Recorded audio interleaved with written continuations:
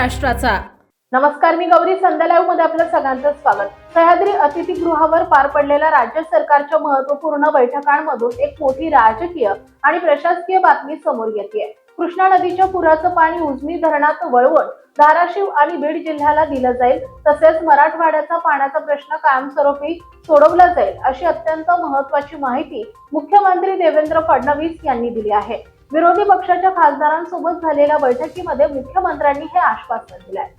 मराठवाड्यात यंदा जाणवणाऱ्या दुष्काळाच्या पार्श्वभूमीवर राज्य सरकारनं उपाययोजना आखण्यास सुरुवात केली आहे। महाविकास आघाडीच्या खासदारांनी मुख्यमंत्र्यांची भेट घेऊन मतदारसंघातील विविध प्रश्नांवर सविस्तर चर्चा केली। बैठकीनंतर बोलताना खासदार शाहू छत्रपती यांनी सांगितले की मतदारसंघातील अडचणींवर सकारात्मक चर्चा झाली असून दिलेली आश्वासने प्रशासनानं तातडीने अंमलात आणावीत, तर अमरावतीच्या जाळपोट प्रकरणी आणि खराब व्हेंटिलेटर पुरवणाऱ्या कंपनीला ब्लॅकलिस्ट करण्याची मागणी केल्याचं खासदार बळवंत वानखेडे यांनी स्पष्ट केलंय। याशिवाय मनमाड इंदूर रेल्वे प्रकल्पातील जमीन अधिग्रहणाच्या अडचणींवर मुख्यमंत्री स्वतंत्र बैठक घेणार असल्याचं खासदार शोभा बच्छाव यांनी सांगितलंय। ताज्या आणि महत्त्वपूर्ण बातम्या पाहण्यासाठी आजच आमच्या संध्या लाईव्ह न्यूज चॅनलला YouTube वर सबस्क्राईब करा आणि बेल आयकॉन प्रेस करा।